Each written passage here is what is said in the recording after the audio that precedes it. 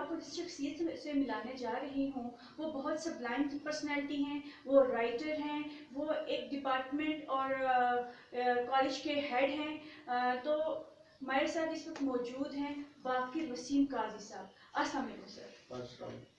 Sir आप कैसे हैं? जी अल्लाह का करम है, ठीक हूँ। सर मुझे थोड़ा सा आप अपना बैकग्राउंड बताएंगे कि आपने कहाँ से अपने करियर का आगाज़ किया और क्या क्या लाइफ में हर्डल्स फेस की? मैंने अपना जो करियर है वो शुरू किया। सबसे पहले मैं अपनी तालीम के बारे में बताता हूँ कि मैं ज़िला चकवाल का एक छोटा कॉलेज चकवाल है, उससे जो है वो BA किया। फिर मैंने ये किया कि महकमा तालीम में आ गया और मुख्तलिफ स्कूल्स में मैं पढ़ाता रहा और उसके बाद मैंने अल्लामा इकबाल ओपन यूनिवर्सिटी से MPhil किया और PhD की। इसके बाद मैं जो है वो मेरी सिलेक्शन हुई कॉलेज में बतौर लेक्चरर और फिर मैंने पहले स्कूल टीचर था, फिर मैंने कॉलेज जो है वो शिफ्ट कर लिया। इसके साथ साथ मैं जो है वो राइटर हूँ, शायरी करता रहा, मैं कतात लिखता रहा। रोजनामा खबरें में मैंने 1992 में जब खबरें शुरू हुआ तो उस वक्त 92 से जो है वो 95 और 97 तक 5 साल जो है वो मैंने उसमें कतात लिखा है, इदारी और सफ़े पे कतात लिखे। ज़मीर जाफरी साहब जो है वो और मैं उस वक्त मुतबादल दिनों में जो है वो कताब लिखते थे और न्याज सवाती साहब भी होते थे। और फिर मैं जो है वो रोजनामा जिना शुरू हुआ 2003 में, तो 2003 से लेकर 2008 तक रोजनामा जिना के इदारती सतह पर मैं कताब लिखता रहा। इसके साथ साथ कोई गीत निगारी करता रहा, कोई एक चकवाल में एक ऐवान अदब जो है उसकी हमने बुनियाद रखी प्रोफेसर एहसान साहब से मिलकर और इस तरह जो है वो सिलसिला चलता रहा। तो जिस स्कूल में मैं रहा या जिस कॉलेज में मैं रहा, इल्म व अदब को की प्रोजेक्शन के लिए, प्रमोशन के लिए अल्हम्दुलिल्लाह जिस कॉलेज में मैं रहा, जिस स्कूल में मैं रहा, वो स्कूल जो है वो डिस्ट्रिक्ट का हमेशा जो है वो नंबर 1 स्कूल जो है वो उसको करार दिया जाता रहा। और फिर जो है अब मैं जिस कॉलेज में हूँ, जिसमें पढ़ा रहा हूँ, वो एक साल में हमारी जो है वो 54 पोजीशन जो है वो जो चीफ मिनिस्टर मुकाबले जाता है उसमें आती हैं। साथ में स्काउटिंग से रिलेटेड भी रहा, उसकी ट्रेनिंग जो है वो करवाता रहा। ये एक कैरियर है। बेसिकली मैं प्रमोटर हूँ और स्टूडेंट्स को और टीचर्स को जो है ट्रेनिंग के ज़रिए और अपनी जो है वो क्रिएशन के ज़रिए कुछ ना कुछ मैसेज जो है वो हम डिलीवर करने की मैं कोशिश करता हूँ। सर मुझे काइंडली आप बताएंगे कि अब तक आप कितनी गज़लें, नज़्में लिख चुके हैं और कितनी बुक्स पब्लिश कर चुके हैं? पहली बात तो यह है कि मेरा चूँकि फील्ड गज़ल का नहीं है, मेरे 2 फील्ड्स हैं। एक तो ये फील्ड है कि मैं कतात लिखता हूँ और कतात जो है वो मैं 1990 से लेकर अब तक किसी न किसी सूरत में कतात जो है वो लिख रहा हूँ और ये इनकी तादाद जो है वो हज़ारों में बनती है। जो 10 साल है वो तो मैंने लगातार हर रोज़ कथा लिखा है और फिर आप अंदाज़ा उसका लगा लें। पब्लिश अभी नहीं हुई लेकिन इशाअत इनकी अखबारात में हुई है, रोजनामा जिला में और रोजनामा खबरें में। अच्छा, इसके अलावा मैं मिली नगमा निगार हूँ। मिली नगमे मैंने बहुत सारे लिखे हैं, जिनमें से 2 मिली नगमे जो है वो रात फतेह अली खान ने गाए। एक कोई नगमे जो है मैं मुस्तकिल गीत निगार नहीं हूँ, लेकिन मैं मिली नगमा निगार जो है वो हूँ और मुख्तलिफ महकमों के गीत। हाई कोर्ट ऑफ पंजाब का जो तराना है, जो 150 साल की उनकी सेलिब्रेशन हुई थी और 150 सालों का सफ़र, वो मेरा लिखा हुआ है। पंजाब पुलिस का जो तराना है ये है जनाब पंजाब पेट्रोलिंग पुलिस का, वो सफ़र महफूज तर है, वो मेरा लिखा हुआ है। और मुख्तलिफ महकमों के गाने जो है वो जिंगल्स और थीम सॉन्ग जो है वो मेरे लिखे हुए। तो ये मौजूद है। तो आपकी इस फील्ड में इंस्पिरेशन कौन है? आप किससे इंस्पायर हैं? पहली बात तो ये है कि ये जो शायरी है ये हमारा ननिहाल का विरसा है। मुझसे पहले मेरे 3 मामू जो है वो शायर थे, ठीक है। और हमारे अपने ये ख़ानदान के एक बुजुर्ग जिनका नाम प्रोफेसर बाब हुसैन कमाल है, जो सूफी शायर थे, उनके मेरा MPhil भी है तो वो भी मेरी एक इंस्पायरिंग पर्सनैलिटी है। ये 4 शख्सियात जो है, काजी मोहम्मद अकरम, काजी मोहम्मद असलम और काजी मोहम्मद अशरफ और बा हुसैन कमाल। इसके अलावा हमारी फैमिली के एक प्रोफेसर जो है निसार जमील साहब थे, जो इसी कॉलेज में जो है, जिस कॉलेज में हम बैठे हैं अभी, इस कॉलेज में वो लेक्चर रहे हैं, वो भी हमारी फैमिली से थे। तो एक पूरा बैकग्राउंड जो है चकवाल की काजी फैमिली का, तो ये बनता है कि ये इल्म व अदब के लोग हैं। तो मैं ये समझता हूँ कि ये जिस तरह जीन में कोई चीज़ होती है, इस तरह है। अच्छा, तो आपने अपने टारगेट्स को अचीव करने के लिए कौन कौन सी हर्डल्स की और सबसे टफ टाइम आपके लिए कौन सा था? देखिए, सबसे टफ टाइम मेरे लिए ये था कि जब मैं 7वीं जमात में पढ़ता था और जो है वो मेरे वाले साहब जो हैं वो सर्विस में थे और हमारी ज़मीन जो है वो बंजर पड़ी हुई थी, तो मैंने अपनी जो ज़मींदारी और काश्तकारी है वो संभाल ली थी। ठीक है, मैं अपनी ज़मीन में हल चलवाता हूँ, फसल जो है वो काश्त करवाता हूँ। और मुझे याद है, बड़ी दिलचस्प बात है नौजवानों के लिए, कि मैं बाइसिकल नहीं चला सकता था। अच्छा। उसके के ऊपर बैठ के, और एक बाइसिकल चलाने का तरीका होता है जिस तरह उसको कहते हैं कैंची का तरीका, एक पैडल इधर रखा और एक जो है वो पाँव इधर रखा, वो उस तरह मैं चला लेता था। और अपनी जो भैंस है उसके लिए चारा जो है वो मैं 3 किलोमीटर दूर से ले आता था। अच्छा। तो ये एक टाइम था जो मेरी स्कूल लाइफ भी थी, और मैंने जो है वो मवेशी भी रखे हुए हैं और जो है वो ज़मींदारी और काश्तकारी जिस तरह गाँव का होता है, लेकिन अल्लाह ताला ने उसको प्रूव किया और साथ साथ चलते रहे। एक ख़ास बात और मैं कहना चाहता हूँ कि मैंने अपना जो तालीमी तदरीसी सफ़र जो है वो शुरू किया एक मिडिल स्कूल टीचर की हैसियत से। अच्छा। मैं मिडिल स्कूल में था और फिर मैं हाई में गया, फिर मैं हायर सेकेंडरी में आया, अब मैं कॉलेज में पढ़ा रहा हूँ और साथ यूनिवर्सिटी में क्लासेस जो है मतलब विजिटिंग लेक्चर जो है जाता रहता है। ये middle school, high school, higher secondary school, college और यूनिवर्सिटी, ये 3 सतहें हैं जिसमें मैं तदरीस जो है वो करता रहा। और मज़े की बात यह है कि जिस तरह मैंने अपनी तालीम जो है वो बढ़ाई है, मिसाल के तौर पर सीटी की है, बीए की है, बीएड है, एमए है, एमएड है, एमफिल है, पीएचडी है, अल्लाह ताला जो है साथ साथ नवाजते रहे हैं और उसका अपग्रेडेशन होती रही है। सर, ये जो आपकी करियर अप्रोच थी, आपने एक चीज़ ठान ली कि मैंने ये चीज़ करनी है, तो इसके लिए तो कोई ना कोई आपको सपोर्ट करता होगा, कोई ना कोई, तो चलो फाइनेंशियल सपोर्ट ना सही, कोई मोटिवेशन तो आपको देता होगा। असल में बात ये थी कि मेरे वालिद मोहतरम और वालदा दोनों पढ़े लिखे नहीं थे। अच्छा। लेकिन उनका जो खुलूस, उनकी शफकत है वो ये थी कि हमारा बच्चा जो है वो पढ़े। ठीक है, और साथ साथ इल्म अदब के मैदान में मैं जो है वो डिस्ट्रिक्ट का चैम्पियन था, कॉलेज का चैम्पियन था, तकरीर का, और ठीक है, और बैतबाज था। ठीक है ना। और अब आगे जाके कॉलेज में ये हुआ कि मैं जो है वो एफएससी की और उसके बाद बॉटनी ज़ूलॉजी केमिस्ट्री में उलझ गया। अच्छा। ये उसमें, लेकिन मेरे एक प्रोफेसर ने कहा कि अगर आप उर्दू में होते तो आप प्रोफेसर होते। फिर मैंने उनके कहने पर जो है वो एमए उर्दू किया। एमए उर्दू करने के बाद फिर मैं कॉलेज, ये बात उनकी जो है वो हाफिज मोहम्मद बनारस साहब थे, जो है वो हमें जो है वो बॉटनी पढ़ाते थे, उनका ये कहना था। तो अब मैं समझता हूँ कि उनकी वजह से मैं जो है सबसे जो फेवरेट आपकी चीज़ है वो क्या है? सबसे फेवरेट जो मैंने ज़िंदगी में काम किए, एक तो मैंने स्काउटिंग से रिलेटेड जो काम किए हैं, एक जंगल में रहना है, जंगल में जो है वो हाइकिंग है और ट्रैकिंग है और कैंपिंग है, वो बहुत दिलचस्प है। वो उसमें गवर्नमेंट ऑफ पाकिस्तान ने मुझे सरकारी तौर पर हज करवाया सन 2000 में। अच्छा। मैं 10 साल डिस्ट्रिक्ट स्काउट सेक्रेटरी चकवाल रहा। उसके अलावा जो है, एक तो मैं ये कहता हूँ, फिर बाद में ट्रेनिंग करवाता रहा स्काउट्स का। इंटरेस्टिंग चीज़ है, उसकी वजह की नेचर के करीब रहना जो है वो बहुत अच्छा लगता है। दूसरी बात यह है कि 8-10 साल मैंने माजूर अफराद के लिए जो काम किया है, एक चकवाल में एक सेंटर है, इरादा सेंटर। अच्छा। इरादा सेंटर जो है वो हमारे एक दोस्त ने बनाया था, जिनका नाम था प्रोफेसर इजहार हुसैन अमान। उनकी वफात के बाद मैं इसका 4 साल जो है वो सदर भी रहा। तो अभी भी मैं उनके साथ उस इदारे के साथ एक कारकुन के तौर पर काम कर रहा हूँ। हमने सैकड़ों हजारों बच्चों को फ्री ऑफ बच्चों को और माजूरों को ट्राईसाइकिल, ये बैसाखियाँ, ठीक है, और व्हील चेयर ये फ्री दी, और गाँव गाँव जाकर हमने कैंप लगाए। और वो जो काम था वो दिलचस्प था मेरे ख्याल में। आई थिंक कि वो काम जो मैंने जिंदगी में किया है मजदूर अफराद के लिए, वो जो है वो दिलचस्प।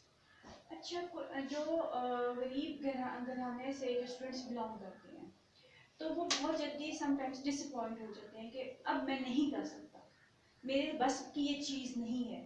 क्योंकि समटाइम्स ऐसे होता है कि उन्हें फैमिलीज भी सपोर्ट नहीं दे रही होती, गवर्नमेंट की तरफ से वैसे ही सपोर्ट नहीं होती।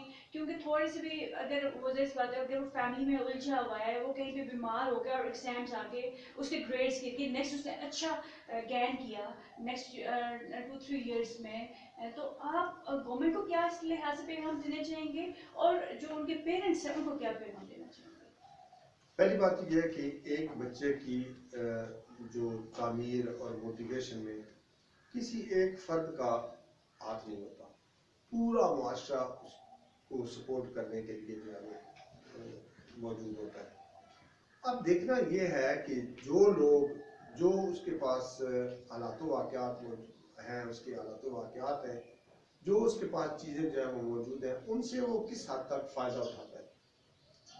पहली बात तो यह है कि जहाँ पे इन नौजवानों का जो डिसअपॉइंट हो जाते हैं, मेरे ख्याल में वो सही फैसला नहीं कर सकते कि मैं किस मैदान का, किस फील्ड का बंदा हूँ, जो हमारे साथ भी हुआ।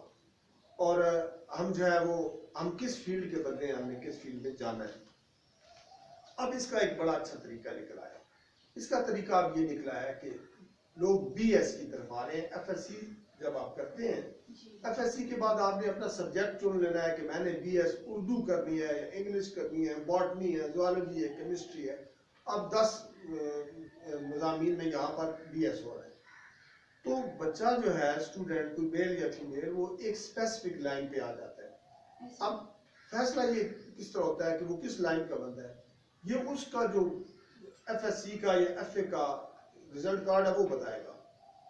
उसको सामने रखें और फैसला करें, भाई जनाब हाँ इस बच्चे के लिए ये मुनासिब है।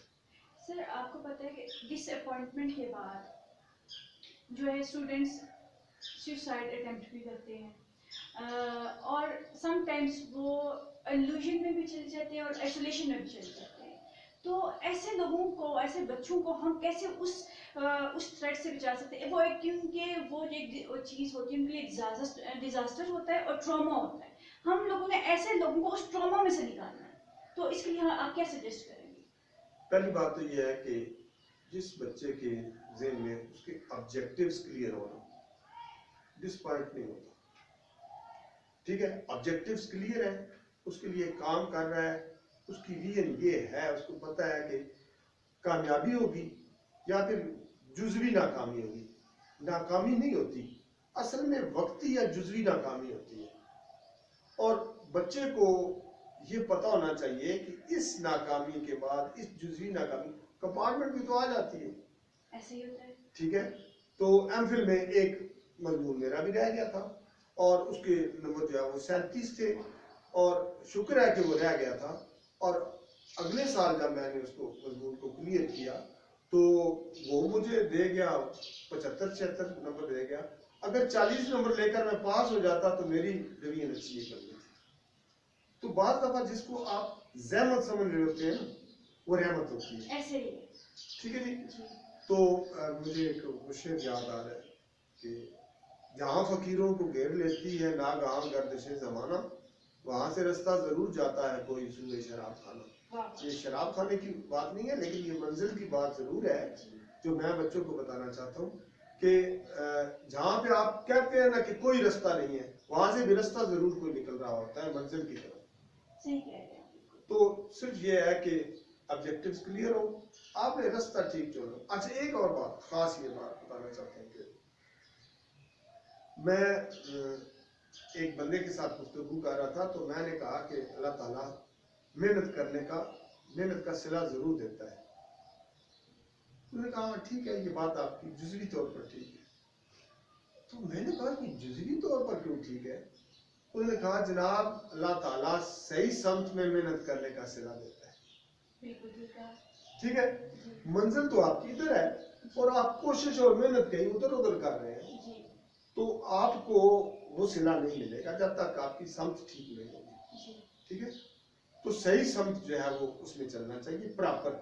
आपकी समझ कौन सी है ये आपने इंतखाब करना है। आपके घर वालों की जो ख्वाहिश है ना, ठीक है ना जी, उसको एक तरफ रखते हैं। आप जिस मजाज के बंदे हैं अपना मजाज देखें और उसके मुताबिक अपने सब्जेक्ट का फैसला करें और उस समझ में चल पड़े। और उनसे मिलना कोई माल नहीं, उनसे मिलने की आरजू कर लो। 2 कदम रायगा हुए तो क्या, 2 कदम और जुस्तजू कर लो। सर अभी आपने पेरेंट्स की तरफ बात की।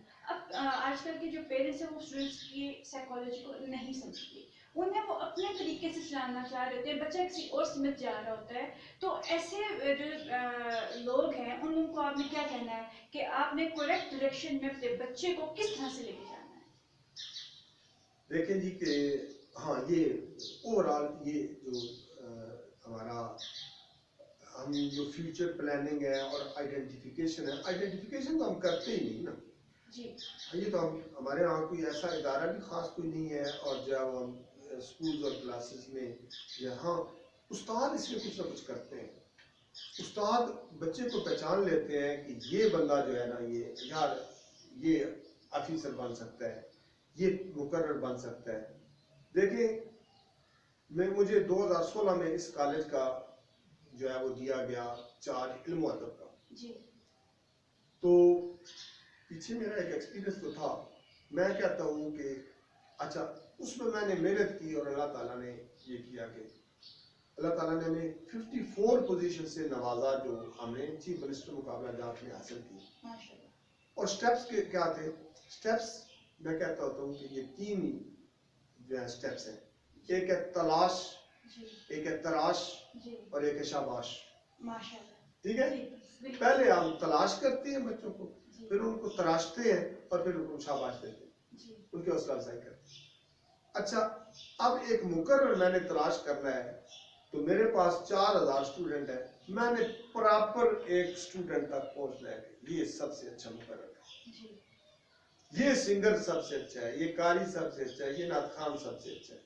उसके बाद उसका कोई जो है वो सिला मिलेगा, फिर उसको उस प्रॉपर डायरेक्शन में डाल देना है कि आप। हाँ, एक और बात मैं बताना चाहता हूँ, वो अभी आप थोड़ी सी पहले अगर हमारे कॉलेज में तशरीफ लाती तो हम आज एक मुकाबला कर रहे थे जी। मुकाबला ये था कि उर्दू खबरें पढ़ने का मुकाबला। अच्छा, ठीक है। उसमें ये हुआ कि 10 लड़कियों ने और 10 लड़कों ने, ठीक है, हिस्सा लिया। अच्छा। हमने उनको बताया कि आपका ये स्टाइल जो है वो, फिर मैंने उनको बताया कि कम से कम 5-10 स्टूडेंट हमारे ऐसे हैं जो फिल वक्त मुख्तलिफ चैनल्स पे खबरें दे रहे हैं। अच्छा। सच टीवी पे जो एहसन रजा जो है रात का 9 बजे वाला खबरनामा पढ़ता है, वो हमारे कॉलेज का स्टूडेंट है और मुकर्रर है और मेरी इनका तकरीर का चैंपियन। अच्छा। इस तरह के और बड़े जी। अच्छा, तो यहाँ से हम एक करीम पैदा कर रहे हैं। अब मीडिया जब ये बच्चे फील्ड में जाएंगे और चैनल्स खुलेंगे, ऐसे ही है, उनको राइटर चाहिए, उनको टेक्निकल स्टाफ चाहिए, उनको बोलने वाले चाहिए, उनको एंकर्स चाहिए, ठीक है। और इनको ये नहीं पता, इन्होंने तो सोचा था मैंने डॉक्टर ही बनना है। ये डॉक्टर बनते बनते न्यूज रीडर भी बन सकता है, बिल्कुल सही बात, ठीक है। और ये बहुत कामयाब एंकर बन सकता है, ये प्रोड्यूसर हो सकता है, ये सिंगर हो सकता है, ठीक है जी। तो ये भी एक फील्ड है। ये सारे बच्चों को मैं कहना चाहता हूँ कि जब आप फ्यूचर प्लानिंग कर रहे हो अपनी और आप यूनिडायमेंशनल हो, एक समत आपने सोची है नाना, और भी सोचे। आपको अल्लाह ताला ने बहुत नवाजा हुआ है, आपने बहुत सारी सलाहियतें हैं और किसी समत में आप जो है वो कामयाब कामरान और समत में भी कामयाब कामरान हो सकते हैं। बिल्कुल सही कहा सर। हर पर्सन में कोई डिफरेंट क्वालिटीज होती हैं, एबिलिटीज होती है, तो पेरेंट्स को उनकी एबिलिटीज को कैसे पहचानना चाहिए और उन्हें मोटिवेट कैसे करना चाहिए, भाई ये तुम चीज कर सकते हो, कर सकने का जुनून उनमें कैसे पैदा करना? असल में जो पेरेंट्स की जो ख्वाहिशात होती है ना, उन्होंने पहले जो टैग लगा के रखे हुए होते हैं ना, ये मेरा बच्चा जो है पुलिस में जाएगा जी, और ये जो है ये CSS ऑफिसर बनेगा, ये फलां करेगा, ये फलां करेगा, ये फलां करेगा जी। ये तो उनकी ख्वाहिशात है। जी ठीक है, जो उनके अंदर एबिलिटीज हैं वो इससे डिफरेंट है। बिल्कुल सही। हो सकती है, जी हो सकती है कि उनके अंदर ही वो एबिलिटीज जो है वो जिसको कह रहे हैं कि वो CSS करना चाहता है, वो उधर न जाए, वो एक अच्छा आर्मी ऑफिसर जो है वो साबित हो सके, जर्नल बन जाए और किसी और फील्ड में कामयाब हो जाए। तो वो सारी बातें जो हैं वो आपने जो टैग पहले लगा के रखे हुए हैं ना, वो गलत है। एक्चुअली आपने ये करना है कि आपने आइडेंटिफाई करना है उनको। ये काम असातिज़ा और वालिदैन दोनों मिलकर कर सकते हैं, आइडेंटिफिकेशन हो सकती है। पहले उसको आइडेंटिफाई करें, फिर उसको प्रॉपर उसमें डालें। आप देखें ना, घुड़सवारी में और नेज़ाबाजी में ये होता है कि वो सवार और घोड़ा जिसने वो मेख उखाड़नी है, वो जब तक अपने खास ट्रैक में नहीं रहेगा और खास पोजीशन में नहीं रहेगा, वो नहीं उखाड़ सकेगा। तो ट्रैक में उसकी जो समत है उसका तयन जरूरी है। जी सर, इस जो सबसे ज़्यादा जो है स्टूडेंट्स जो गर्ल्स हैं वो सफ़र करती हैं, क्योंकि आपको पता है कि पेरेंट्स उनसे हमेशा ये एक्सपेक्ट करते हैं जो वो चाहते हैं वो किया जाए, ना कि जो वो चाहती हैं वो किया जाए। तो इस तरह से जो लड़कियां होती हैं उनकी लाइफ में ज़्यादा हर्डल्स क्रिएट की जाती है। लेट्स सपोज अगर एक लड़की एंकर बनना चाहती है, लेट्स सपोज कि एक लड़की एडवोकेट बनना चाहती है, तो ऐसे उन लोगों को कैसे आप मोटिवेट करें कि भाई इन लोग ये जो चाहती है इनको वो करने दिया जाए? होता ये है कि एक ये है कि जो आप चाहते हो, आप पेरेंट हो या ठीक है, आप पेरेंट्स जो चाहते हैं जी, और एक ये है कि ये जो ये चाहती है या जिसमें जिसमें इसकी एबिलिटी है, जी, इसमें उसकी जो है वो सलाहियत है, जी, एक खींचातानी और कशमकश शुरू होती है। जी, और आखिरकार होता क्या है कि जो पुर्जा जिस मशीन को फिट वहां पे जाके होता है। ऐसे ही है। ठीक है, जी, मैं डाइक्लोरो डाइफिनाइल ट्राइक्लोरो इथेन पढ़ता पढ़ता और fluorine chlorine bromine iodine astatine और ये बॉटनी ज़ूलॉजी को पढ़ता पढ़ता आज उर्दू के शोबे में आ गया। मैं यहीं का पुर्जा था और इस जो है वो कोची वहीं बेखाब जहाँ का कमीर था, जहाँ का बंदा होता है। हाँ, एक नुकसान ये होता है कि टाइम वेस्ट हो जाता है। एक्जेक्टली, टाइम वेस्ट होता है। मेरे भी 8-10 साल जो है वो ज़ाया हो गए हैं। ठीक है जी, जो मैंने उर्दू में आने में ताख़ीर की। अच्छा, तो ये टाइम वेस्टेज जो है ना, इसको बचाने के लिए ये है कि सही वक्त पे सही समत का तयन करें, सही शोबे का तयन करें और उसमें काविश और मेहनत करें। ठीक है, और बहुत सारे बंदे जो अपनी विश के खिलाफ आपने किसी फील्ड के अंदर भेजे हैं, वो वहां पे जाके नाकाम रहे हैं। ऐसे ही है। तो फिर उन्होंने जहाँ जिस मशीन के वो पुर्जे हैं वहां पे जब गए हैं तो फिट हो गए। बिल्कुल सही कहा। एट द एंड आप लोगों को क्या पैगाम देना चाहेंगे, कुछ मोटिवेशनल, जिससे उनके अंदर स्ट्रेंथ आए, पावर आए कि नहीं, मुझे उठ के अगर मैं गिर भी गया हूँ तो मुझे दोबारा से उठना है, मुझे अपनी स्ट्रेंथ को, अपनी पावर को लोगों के सामने लाना है। तो आप उनको क्या मोटिवेशनल एक मैसेज देंगे? मैं एक वाक़या इसमें थोड़ा सपोर्ट करूँ। जी सर।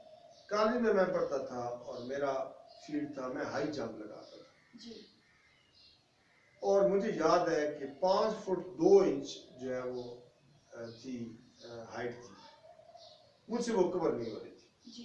अब मेरा इरादा ऐसा है कि मैंने कहा मैंने इसको कवर करके छोड़ना है। फिर बार गिरता है, फिर मैं जंप लगाता हूँ, फिर मुझे कोच ने बुलाया। जी।